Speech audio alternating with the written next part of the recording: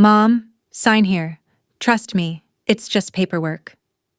My daughter Vanessa smiled as she slid the documents across my kitchen table. I had just written her a check for $40,000 to save her bakery from closing. The same bakery my late husband and I had helped fund 3 years ago. I picked up the pen, still warm from her hand, and signed my name on every page she pointed to. I trusted her completely. Why wouldn't I? She was my only child, my baby girl. 2 weeks later, I discovered those papers transferred ownership of my house into her name. The house where I raised her, where her father died, where every wall held memories of our life together. When I called to ask why, she laughed. Actually laughed. "You're getting old anyway, Mom. You don't need all that space. Marcus and I have plans for it." Then she hung up. I sat in my living room, staring at the phone, feeling my heart crack into pieces. That was the moment everything changed. That was the moment I stopped being her mother and became her enemy. My name is Patricia Greenwood, and I am 68 years old. For most of my life, I believed that love conquered everything. I believed that if you gave your children roots and wings, they would fly but always come home. I believed in family above all else. My husband Thomas died 4 years ago from a sudden heart attack. One morning he was drinking coffee and reading the newspaper. By afternoon, he was gone. The grief nearly destroyed me, but Vanessa was there. She held my hand at the funeral. She stayed with me for weeks afterward. She promised I would never be alone. I held on to that promise like a lifeline. After Thomas died, I had his life insurance, our savings, and the house we had bought together 40 years ago. It was not a fortune, but it was enough. Enough to live comfortably, enough to help Vanessa when she needed it, enough to feel secure in my final years. I never imagined my own daughter would take it all away. Before I tell you what happened next, I need you to understand where you are right now. Are you watching this from your phone late at night? Are you sitting in your living room while your family sleeps? Maybe you are taking a break at work, looking for something to make the day pass faster. Wherever you are, I want you to know this story is for you, especially if you have ever trusted someone who broke that trust, especially if you have ever given everything and received nothing but pain in return.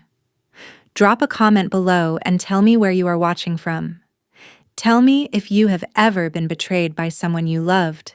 Hit that like button if you believe people should face consequences for their cruelty. Share this with someone who needs to hear that it is okay to fight back. Subscribe because what happens next will show you that silence is not weakness. Sometimes it is strategy. Now, let me take you back to where this all started.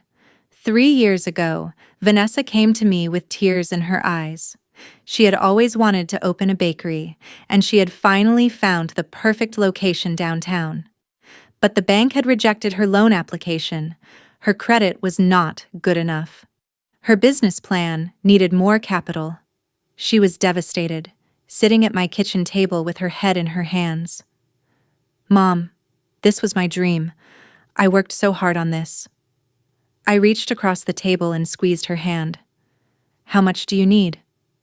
She looked up, hope flooding her face. $30,000 for the lease and equipment. Maybe another 10 for inventory and permits. I did not hesitate. Thomas had always said we should support our daughter's dreams. He would have wanted this. I wrote her a check for $40,000. Every penny came from our savings, money Thomas and I had put aside over decades of careful living. Vanessa hugged me so tight I could barely breathe. "Thank you, Mom. I promise I will make you proud. I will pay you back. I swear." The bakery opened 6 months later. It was beautiful. Everything Vanessa had imagined. Soft pink walls, vintage light fixtures, display cases filled with cakes and cookies that looked like artwork. She called it Sweet Moments Bakery. I helped her prepare for the grand opening, stayed up late decorating, greeted customers on the first day. I was so proud of her. For the first year, everything seemed perfect. Vanessa called me regularly. She sent photos of new creations. She invited me to the bakery for coffee. Then she met Marcus Webb, a real estate developer with expensive suits and a smile that never reached his eyes. I met him twice. Both times, he barely acknowledged me. He talked about money constantly, about investment opportunities and property values and building wealth. Vanessa changed after she started dating him. She called less often. Her visits became shorter. When I asked about the bakery, she gave vague answers. "It is fine, Mom. Business is business." I told myself it was normal. She was in love, building her own life. I should give her space. Then one Tuesday morning, Vanessa showed up at my door crying. Her eyes were red and swollen. Her hands shook as she held her phone. "Mom, I need help. The bakery is failing. I am 3 months behind on rent. My suppliers are threatening to cut me off. I am going to lose everything." I pulled her inside and made her tea, sat her down and let her talk. She explained that business had been slow. Competition was fierce. Marcus had encouraged her to expand too quickly, and now she was drowning in debt. "How much do you need?" I asked quietly. She looked at me with those same pleading eyes from 3 years ago. 40,000. I know it is a lot, but if I do not pay my debts, they will shut me down. Everything you helped me build will be gone." I felt my stomach tighten. 40,000 was nearly everything I had left in savings. But she was my daughter. What kind of mother would let her child lose her dream? I wrote the check that same day. That was when she brought out the papers. "Mom, I need you to sign these too. It is just loan documentation. The bank requires proof that I have financial backing. It is standard procedure." I looked at the stack of papers. Legal language filled every page, words like transfer and ownership and hereby grant. I did not understand most of it. "Vanessa, what exactly am I signing?" She waved her hand dismissively. "Just formalities. It shows I have family support for the business. Trust me, Mom. Have I ever steered you wrong?" I wanted to read every page carefully, wanted to ask questions. But she looked so desperate, so scared of losing everything. And I loved her. So I signed. Every page she pointed to, I signed my name. Patricia Greenwood, written in my careful handwriting, sealing my fate without knowing it. She left 20 minutes later with my check and my signature. She hugged me at the door. "Thank you, Mom. You are saving my life." 2 weeks later, I got a letter from a law firm. The letter was formal, cold, full of legal terms. But the message was clear. I no longer owned my house. Ownership had been transferred to Vanessa Marie Greenwood effective immediately. I had 30 days to vacate the premises. I read it 3 times. My hands shook so badly the paper rattled. This had to be a mistake. Some kind of administrative error. I called Vanessa immediately. She answered on the 4th ring, her voice cheerful. "Hey, Mom."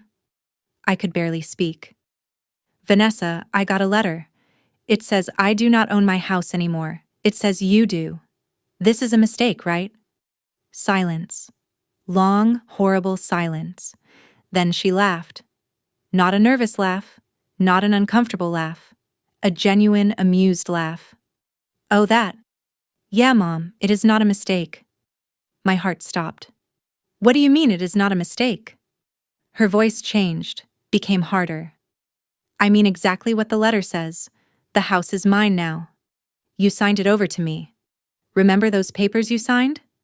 That was the transfer deed." I felt like I was falling, like the ground had opened beneath me. "Vanessa, I thought those were loan documents. I thought I was helping you save your bakery." She sighed, impatient. "The bakery is fine, Mom. Business is actually pretty good. But Marcus and I want to expand. We want to open 3 more locations. Your house is worth about $400,000. We can use it as collateral for loans, or sell it and use the cash. Either way, we need it more than you do. I could not breathe, could not think. Vanessa, this is my home. Your father and I bought this house when you were 2 years old. I raised you here. He died here. You cannot just take it. Her voice went ice cold. I already did, Mom. Legally, it is mine. You signed it over willingly. No one forced you. I heard Marcus laughing in the background. Look, you are getting old anyway. You do not need all that space. We will help you find a nice little apartment. Something affordable. Maybe a senior living place? Would not that be better? I hung up. My hands were shaking so hard I dropped the phone. It clattered on the kitchen floor, but I could not pick it up. I just sat there at the table where I had signed those papers, where I had written that check, where I had trusted my daughter completely. The same table where Thomas and I had eaten breakfast every morning for 40 years, where Vanessa had done her homework as a child, where we had celebrated birthdays and holidays and ordinary Tuesdays that felt like treasures. How had I been so stupid? How had I not seen this coming? I thought about calling her back, screaming, demanding she fix this. But what would that accomplish? She had already made her choice. She had chosen money over me, over our family, over everything I thought we had. That night, I did not sleep. I walked through every room of my house, touching the walls, remembering. This was where Vanessa took her first steps. This was where Thomas hung our wedding photo. This was where we cried together when his diagnosis came. Every corner held a piece of my life, and my daughter was about to take it all away. The next morning, I called a lawyer. His name was Bernard Foster, and he had helped Thomas with his will years ago. He was old now, semi-retired, but he agreed to see me. His office smelled like old books and coffee. He listened to my story without interrupting, his expression growing darker with each sentence. When I finished, he leaned back in his chair. Mrs. Greenwood, I need to be honest with you. What your daughter did is legal. You signed a transfer deed. You gave her the house. Unless we can prove you were coerced or mentally incompetent at the time, there is very little we can do. My throat felt tight. But I did not know what I was signing. She lied to me. He nodded slowly. That is fraud. But proving it is difficult. She will claim you knew exactly what you were signing. It becomes your word against hers. These cases are expensive and rarely successful. I felt tears burning my eyes. So I just lose everything? She gets to steal my home and there are no consequences? Bernard was quiet for a moment. Then he pulled out a yellow legal pad. There might be one option. Did she receive anything else from you? Money? Gifts? Loans? I told him about the $40,000 check I had written the same day. His eyes sharpened. Do you still have the check stub? Bank records showing the transfer? I nodded. Good. Here is what we are going to do. We are going to document everything. Every penny you ever gave her. Every promise she made. Every lie she told. We are going to build a case not for the house directly, but for elder financial abuse. We are going to show that she engaged in a pattern of manipulation and exploitation. If we can prove that, the judge might order the house returned to you as restitution. Hope flickered in my chest for the first time in days. Will it work? Bernard looked at me seriously. I do not know. But I do know your daughter made one critical mistake. She got greedy. She did not just take the house. She took money too. That makes it harder for her to claim this was a simple property transfer between family members. I spent the next week gathering evidence, bank statements showing every check I had written to Vanessa over the years. $40,000 for the bakery startup. $40,000 2 weeks ago. Smaller amounts for emergencies, car repairs, medical bills. In total, I had given her over $90,000 in 3 years. I found text messages where she promised to pay me back. voicemails where she called me her hero, her savior, the best mother in the world. I printed everything and put it in a folder. Bernard reviewed it all carefully. This is good. This shows a pattern. Now we need one more thing. We need to show that she is not in financial distress, that the bakery is actually doing well and she did not need your house to survive. I remembered her words. The bakery is fine. Business is actually pretty good, I told Bernard. He smiled grimly. Then let us prove it. He hired a private investigator. Within a week, we had proof. The bakery was thriving. Vanessa had just purchased a new commercial oven worth $15,000. She and Marcus were planning a vacation to Europe. Her social media showed designer handbags and expensive dinners. Meanwhile, Vanessa continued calling me, not to apologize, not to explain, to hurry me along. Mom, have you started packing? You need to be out in 3 weeks. Her voice was impatient, like I was an inconvenience. Vanessa, I am not leaving. Silence. What do you mean you are not leaving? My voice was steady. I mean, I am fighting this. I have a lawyer. We are going to court. She laughed again. That same cruel laugh. Mom, you signed the papers. You gave me the house. No judge is going to side with you. You are wasting your time and money.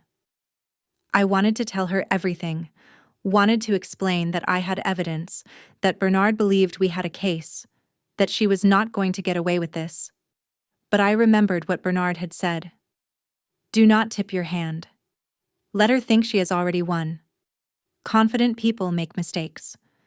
So I just said quietly, we will see. She hung up. I sat in my living room, the house silent around me, and I felt something I had not felt in weeks. Power. Not loud, not aggressive. Just a quiet certainty that I was done being a victim. The preliminary hearing was set for 3 weeks later. Bernard filed an emergency petition to prevent Vanessa from selling the house before the case was resolved. The judge granted it, which meant she could not touch the property until our case was heard. Vanessa was furious. She showed up at my door the day after the ruling, Marcus beside her. Both of them looked angry, entitled, shocked that I was fighting back. You are making a huge mistake, Mom. Vanessa stood on my porch with her arms crossed. You are embarrassing yourself. Everyone is going to know you are, trying to take back a gift you gave willingly. I looked at her, really looked at her. When had my daughter become this person? When had money become more important than family? It was not a gift, Vanessa. It was fraud. You lied to me. You manipulated me. And I am not going to let you get away with it. Marcus stepped forward. Mrs. Greenwood, you should listen to your daughter. This is going to get ugly.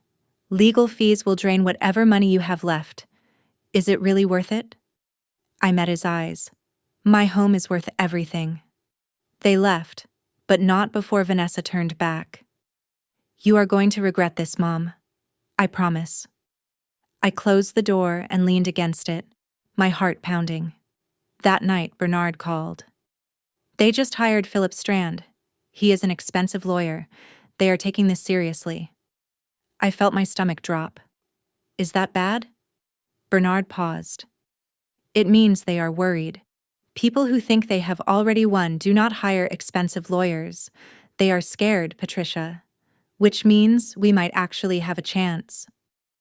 Over the next 2 weeks, Bernard and I prepared for the hearing. We rehearsed my testimony. We organized evidence. We built a timeline showing exactly how Vanessa had manipulated me. The night before the hearing, I could not sleep. I kept thinking about everything that had led to this moment. All the times I had sacrificed for her. All the times I had put her needs before my own. I had given her life, raised her, loved her unconditionally.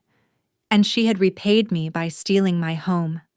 The courtroom was smaller than I expected. Wood paneling, fluorescent lights, a judge's bench that looked ordinary and unimpressive. Vanessa and Marcus sat on one side with their lawyer. I sat on the other with Bernard. We did not look at each other. The judge was a woman in her 50s named Judge Helena Brooks. She had kind eyes but a stern expression.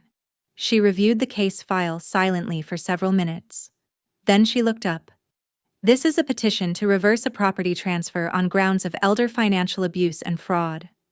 Mrs. Greenwood, you are alleging that your daughter tricked you into signing over your house." I stood. "Yes, Your Honor." Judge Brooks turned to Vanessa. "Miss Greenwood, you are claiming the transfer was legitimate and willing." Vanessa stood, her voice confident. "Yes, Your Honor. My mother wanted to help me. She signed the papers voluntarily. I did not force her or trick her. She is just having regrets now and trying to take back a generous gift." The judge nodded. "We will hear testimony from both sides. Mrs. Greenwood, you may begin." I walked to the witness stand, my legs shaking. I placed my hand on the Bible and swore to tell the truth. Then I sat down and looked at Bernard. He smiled gently, encouragingly. "Mrs. Greenwood, please tell the court what happened on the day you signed the transfer papers." I took a breath. "My daughter came to my house. She was crying. She said her bakery was failing and she was going to lose everything. She asked me for $40,000. I wrote her a check." Bernard nodded. "And then, what happened?" I looked at Vanessa. She was staring at me, her expression cold. Then she brought out papers. She said they were loan documents. She said the bank needed proof that she had financial backing. She told me to trust her. So I signed. Bernard held up the transfer deed. "Did you read these papers before signing them?" I shook my head. "No, I should have. But I trusted my daughter. I thought I was helping her save her business, not giving away my house." Bernard turned to the judge. "Your Honor, Mrs. Greenwood was deceived. Her daughter exploited her trust and love to steal her home." Philip Strand stood for cross-examination. He was tall, polished, wearing a suit that probably cost more than my monthly expenses. "Mrs. Greenwood, you are 68 years old, correct?" I nodded. "Yes." He smiled, but it was not friendly. "Are you in good health? Do you take any medications that might affect your memory or judgment?" I felt anger flash through me. "I am in perfect health. My mind is fine." He nodded. "So you were fully capable of reading the documents before signing them?" I hesitated. "Yes, but my daughter told me." He cut me off. "Your daughter told you what the documents were, but you chose not to read them. You chose to sign without understanding what you were agreeing to. Is that correct?" I felt trapped. "She lied to me about what they were." He turned to the judge. "Your Honor, Mrs. Greenwood made a choice. She chose to trust her daughter's word instead of reading the documents herself. That does not constitute fraud. That is simply poor judgment." Bernard stood immediately.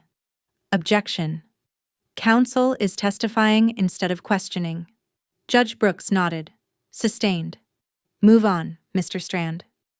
The hearing lasted 3 hours.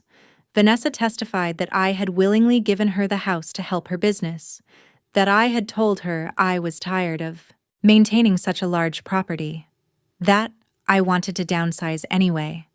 She lied smoothly, confidently, looking the judge right in the eye. Marcus testified that he had witnessed the signing and that I seemed perfectly aware of what I was doing. More lies, delivered without hesitation. But then Bernard presented our evidence, the bank statements showing $90,000 in total gifts, the text messages showing Vanessa's promises to pay me back, the investigator's report proving the bakery was thriving. He showed photos from Vanessa's social media, her wearing a $3,000 handbag the same week she claimed to be in financial distress, her posting about the Europe vacation she and Marcus were planning, expensive dinners, designer shoes, luxury spa days. The judge's expression changed as she reviewed the evidence. Her eyes narrowed. She looked at Vanessa with something close to disgust. When Bernard finished his presentation, Judge Brooks leaned back in her chair. "I will take this under advisement and issue a ruling within 1 week." That week was the longest of my life. I stayed in my house, surrounded by uncertainty. Every time my phone rang, my heart jumped. Every time I heard a car outside, I wondered if it was someone coming to force me out. Bernard called twice to check on me.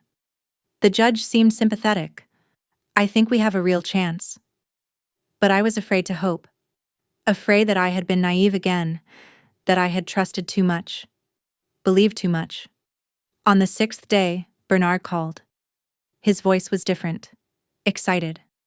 "Patricia," the judge ruled. "We won." I could not speak, could not breathe. "What?" Bernard was practically laughing. "Judge Brooks ruled in our favor. She found clear evidence of fraud and elder financial abuse. The transfer is void. The house is yours again.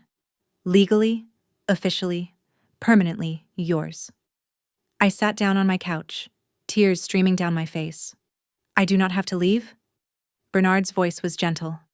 "No, Patricia, you do not have to leave. You are home, and there is more." I wiped my eyes. "More?"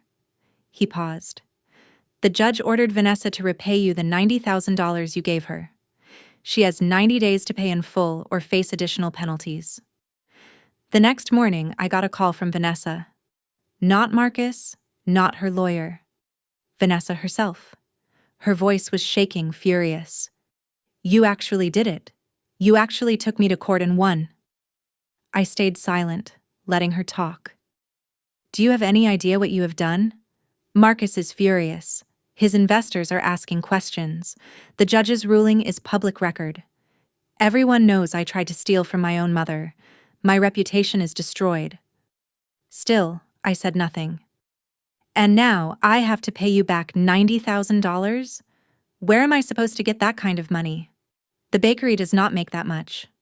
I will have to take out loans, sell equipment. This is going to ruin me financially." Finally, I spoke.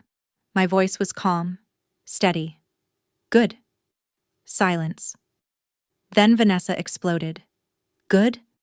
You want to ruin your own daughter? What kind of mother are you?" I felt something cold settle in my chest. "I am the mother who gave you everything, who sacrificed for you, who trusted you, and you repaid me by trying to steal my home. So yes, Vanessa. Good. Maybe you will learn something from this." She hung up. I sat in my kitchen, looking around at the house that was mine again. The relief was overwhelming, but so was the grief. Because I had won the legal battle, but I had lost my daughter. Over the following weeks, life slowly returned to normal. I changed the locks on my doors. I updated my will with Bernard's help, making sure no one could ever take my home again. I joined a support group for victims of elder financial abuse. There, I met other people with similar stories: children who stole from parents, family members who exploited trust. We shared our experiences, our pain, our small victories. One woman named Dorothy became a friend. She was 72 and had been scammed by her grandson. "The hardest part is not the money," she told me over coffee. "It is the betrayal, knowing someone you loved saw you as nothing but a resource." I nodded. "Exactly." She squeezed my hand. "But you fought back. You won. Not everyone does. Most people are too ashamed or too scared. You should be proud." I was proud, but I was also heartbroken, because the daughter I loved was gone. Maybe she had never really existed. 3 months after the ruling, I received a check from Vanessa for $90,000. No note, no apology. Just the check, delivered by certified mail. I deposited it and put the money into a savings account I would never touch. That money represented everything I had lost and everything I had regained. I never heard from Vanessa again. No calls, no visits, no attempts at reconciliation. I heard through mutual acquaintances that she and Marcus broke up, that the bakery was struggling under the weight of her loans, that she had to sell her car, and move to a smaller apartment. Part of me felt satisfaction. She was facing consequences for her actions. But part of me just felt sad. I never wanted to hurt my daughter. I just wanted her to be honest, to treat me with respect, to remember that I was her mother before I was her bank account.